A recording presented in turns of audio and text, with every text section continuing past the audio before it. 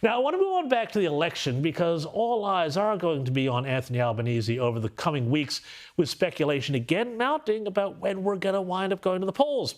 Now, as I mentioned, I think sooner than later, but maybe he wants to milk this for as long as he can.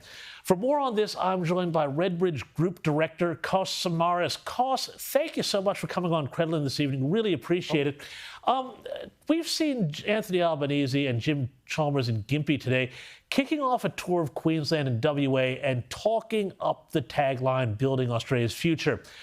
What does this tell you about their campaign strategy, Kos? And more to the point, do you think that they are hitting the concerns where Australians are actually worried about things and the things that are going to drive their decision when it comes to polling day?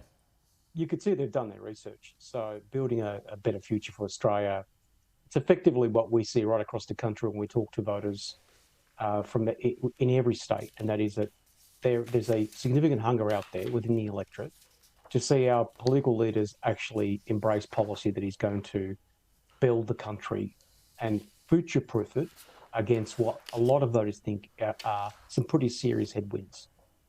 The problem for the Albanese government is that they've spent 2.5 years not doing that. So the pitch is right, but they're carrying a lot of baggage, and that baggage might actually make it very hard for them to sell it successfully in the next, say, 14 weeks.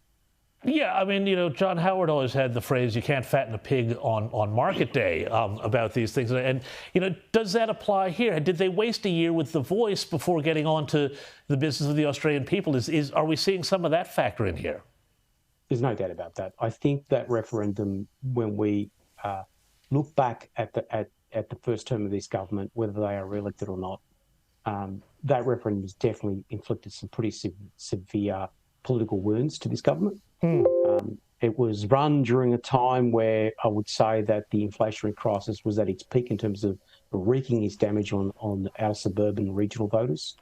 And as a result, it's given off a very strong impression that the Albanese government's priorities are all in the wrong places. Yeah, that's a very hard brain to shake. And you've done some fascinating research just about where voters are sitting, in various seats here and their alignment with their incumbent parties. Tell us what you found in New South Wales, and I've found some of this particularly surprising in Victoria. There's some surprising good news for the coalition in some of these places.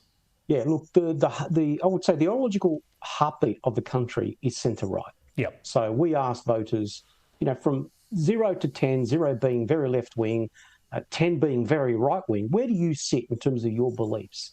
And most Australians sit somewhere in the centre to the centre-right. There are people on the left side, but the majority of seats that Labor holds are centre to centre-right. And the majority of voters perceive the Labor Party as the party that neatly sits in that space. But it's not transferring to support for them on the ground. So of the 76 seats which neatly fall into that basket, 44, for example, are centre to centre right that are currently held by the Labor Party.